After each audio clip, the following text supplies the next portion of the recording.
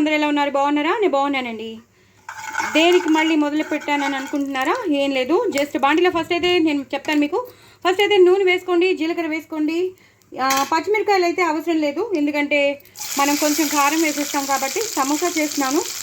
So బొబ్బట్లు చేసినప్పుడు పైన తోపు ఉండిపోతుంది, మైదాను గోధుమ పిండి కలిపిన తోపు ఉండిపోతుంది కదా, అది ఉండిపోయింది.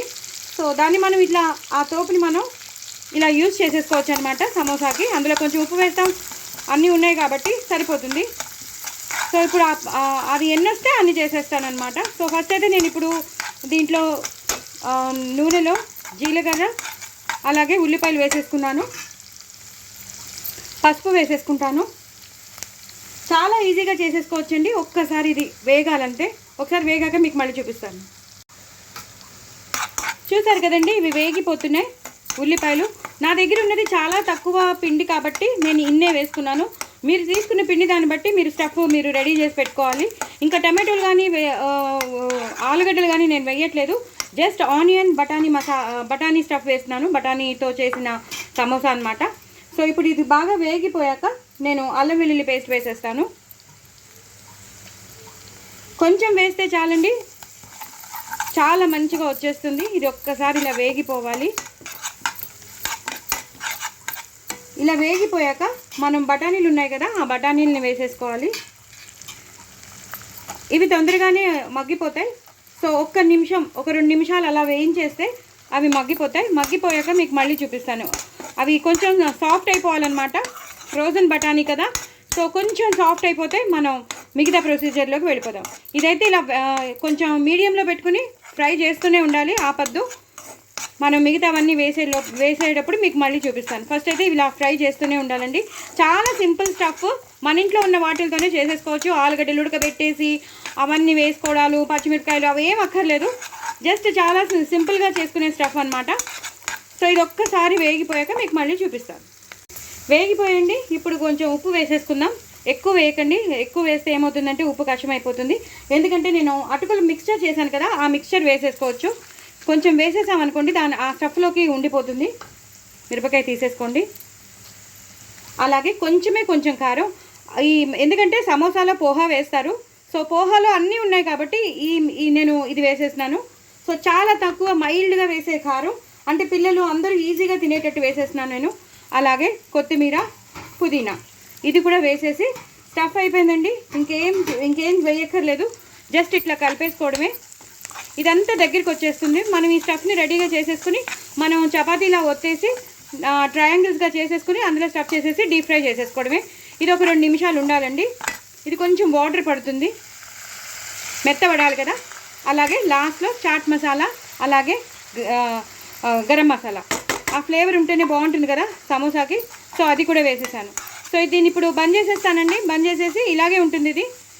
దీన్ని మనం చల్లారాక మన సమోసాలో స్టఫ్ చేసేసి ఫ్రై చేసేసుకుందాం. ఓకేనా? సరే, నెక్స్ట్ ప్రొసీజర్ మళ్ళీ చూపిస్తాను. ఇందాక నేను వేసింది చాట్ మసాలా, ఇప్పుడు గరం మసాలా వేసేసానండి. బంద్ చేసేసుకున్నానండి. బంద్ చేసేసుకున్నాక చల్లారాక మనం నెక్స్ట్ ప్రొసీజర్లోకి వెళ్ళిపోదాం. ఇదే స్టఫ్లో మనం పన్నీర్ కూడా వేసేసుకోవచ్చండి.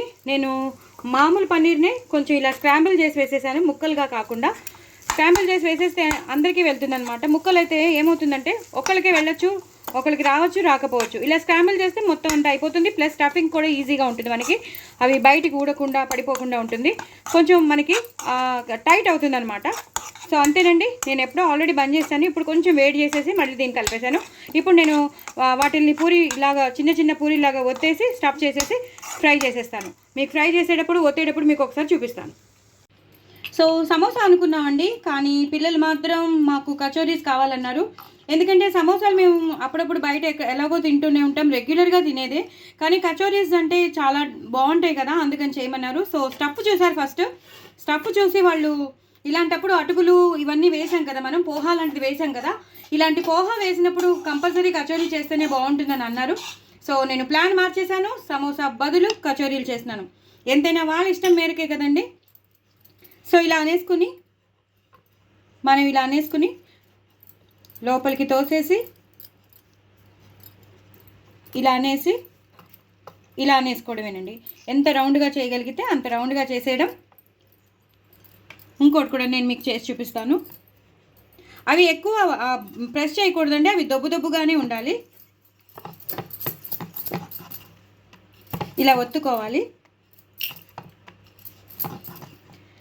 మరీ పల్చగా ఒత్తుకోవద్దండి, ఇది లావుగానే ఒత్తుకోవాలి, అంటే దొబ్బుగానే ఒత్తుకోవాలి. ఇప్పుడు మళ్ళీ మనం స్టఫ్ వేస్తాం.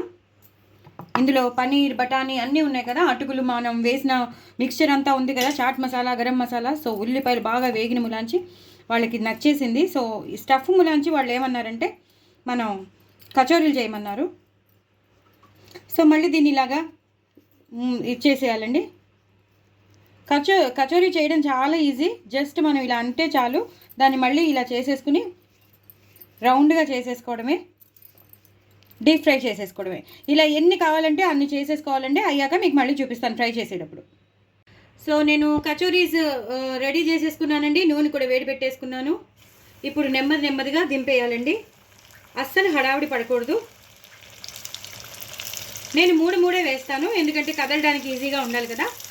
సో వెంటనే కదపకూడదండి, వెంటనే కదిపితే మొత్తం చెదిరిపోతాయి. లోపల ఉన్నదంతా స్టఫ్ చాలా కాస్ట్లీ రిచ్ స్టఫ్ ఒక రకంగా చెప్పాలంటే. ఎందుకంటే నేను మిక్స్చర్ వేశాను కదా, ఆ మిక్స్చర్లో లేనివి లేవు. జీడిపప్పులు ఉన్నాయి, కిస్మిస్లు ఉన్నాయి, బాదం పప్పులు ఉన్నాయి, కొబ్బరి ముక్కలు ఉన్నాయి, పల్లీలు ఉన్నాయి, ఇంకా చెప్పొద్దు. సో నేను మీకు ఆ మిక్స్చర్ కూడా నేను మీకు షేర్ చేస్తాను తప్పకుండా. అందుకని అది వేసేసాను అనమాట. అది వేస్తే చాలా రిచ్గా ఉంటుంది. పన్నీర్ వేసేసుకున్నాం మనం. సో చాలా రిచ్ కచోరీస్. అందుకే వెంటనే వాళ్ళు ప్లాన్ మార్చేశారండి. ఇప్పుడు కొంచెం సిమ్లో పెట్టుకుంటాను. చాలా నిదానంగా చేయాలి. ఎంత నిదానంగా చేస్తే అంత బాగా వస్తాయండి. చూసారు కదా, కచోరీస్ అంటేనే ఇలా రావాలి, ఈ మడత అనేది రావాలి. మెల్లిగా తిప్పుకుంటూ ఉండాలి, అలానే మార్చేసుకోవద్దు. అందుకే చెప్పాను సిమ్లో కానీ మీడియంలో కానీ పెట్టుకోవాలి. హైలో పెట్టుకుంటే మాడిపోతాయి, ప్లస్ టఫ్ అని పేలిపోతాయి. లోపల చాలా సెన్సిటివ్గా ఉంటాయి కదా ఆ స్టఫ్ అనేది, అందుకు చాలా నెమ్మదిగా చేసుకోవాలి. చాలా టేస్టీగా ఉంటాయి. దయచేసి నా ఛానల్ని సబ్స్క్రైబ్ చేసుకోండి, సపోర్ట్ చేయండి. ఇంకో నలుగురికి షేర్ చేయండి, ప్రమోట్ చేయండి. కొత్త వాళ్ళు ఎవరైనా ఉంటే వాళ్ళు కూడా తప్పకుండా నా ఛానల్ని సబ్స్క్రైబ్ చేసుకోండి. ఇంకో నలుగురికి చెప్పండి ఇలా చేసుకోమని. నాకు వ్యూస్ పెంచండి, అలాగే సబ్స్క్రైబర్స్ని పెంచండి. ఇవి మంచి కలర్లో వచ్చేసాయి కదా, ఇవి ఇంకే ఎక్కువ అవ్వకూడదు. ఇవి ఒకసారి ఇలా తిప్పేశాక చూసారు కదా, ఆ మడతలు అనేవి రావాలి. ఇప్పుడు నేను వీటిని తీసేసుకుంటాను ఇంకో దాంట్లోకి. ఇంకో వాయి వేసి మీకు చూపిస్తాను. అది అయిపోయాక ఇంక నేను మళ్ళీ నార్మల్గా వేరే వేసేసుకుంటాను. చాలా నెమ్మదిగా వేసుకోవాలండి. చాలా ఈజీ కచోరీస్. సో నేను అలా 3 వేసేసాను. అప్పుడే కదపద్దన్నాను కదా. సో బాగా ఒకసారి వేగిపోయాక మీకు మళ్ళీ చూపిస్తాను. చూసారు కదండి, వేగిపోయాయి, మంచి కలర్ వచ్చేసాయి. వీటిని మనం డబల్ ఫ్రై చేసుకోవాలి. ఫస్ట్ అయితే ఇలా తీసేసుకోవాలి. అన్నీ నేను తీసి పెట్టేసుకుంటాను. డబల్ ఫ్రై అయ్యాక డబల్ ఫ్రై చేసేటప్పుడు మీకు మళ్ళీ చూపిస్తాను. ఈ కలర్లోనే తీసేసుకోవాలి మనం, లేకపోతే మాడిపోతాయి. మళ్ళీ మీకు చూపిస్తాను. చూసారు కదండి, కచోరీస్ అన్ని తయారు చేసి పెట్టేసుకున్నాను. నేను చెప్పాను డబల్ ఫ్రై చేసుకుంటే చాలా క్రిస్పీగా వస్తాయని. సో డబల్ ఫ్రై చేసేసుకుంటున్నాను. 4 వేసేసాను నేను. సిమ్లో పెట్టుకున్న ములాంచి ఇప్పుడు హైలో పెట్టేసుకున్నానండి. ఇప్పుడు డబల్ ఫ్రై చేసేస్తాను నేను. బాగా వేగిపోయి ఉన్నాయి కాబట్టి ఇవి బాగా అవ్వాలని, అంటే టైం ఎక్కువ పట్టదు. ఒక్కసారి రెండోసారి మనం డబల్ ఫ్రై చేస్తే ఏమవుతుందంటే పైన ఉన్నది ఎప్పటికీ క్రిస్పీగా ఉంటుండిపోతుంది అనమాట. మనం తింటుంటే క్రిస్పీనెస్ వస్తూ ఉంటుంది, క్రంచీగా ఉంటుంది. అందుకనమాట. సో అందుకే నేను 4 వేసేసాను. ఒక్క నిమిషం అలా వదిలేస్తే అవి మంచి కలర్లోకి వచ్చేస్తే, ఆల్రెడీ మంచి కలర్లోనే ఉన్నాయి. మనకు కావాల్సింది క్రిస్పీ అండ్ క్రంచీ కాబట్టి అలా ఒకటి తర్వాత ఒకటి ఇలా వేసేసుకోవాలండి. సో ఇదొక్కటి మీకు చూపించేసాను. ఇంకా ఇలా ఎన్ని చేసుకుంటే అన్ని మీరు డబల్ ఫ్రై చేసేసుకోవాలి. ఇలా ఎన్ని కచోరీస్ అంటే అన్ని కచోరీస్ చేసేసుకోవాలి. లోపల ఉన్న స్టఫ్ మాత్రం చాలా రిచ్ స్టఫ్ అని చెప్తాను నేను. సో ఎందుకంటే కచోరీస్ అంటేనే చాలా రిచ్గా ఉంటుంది.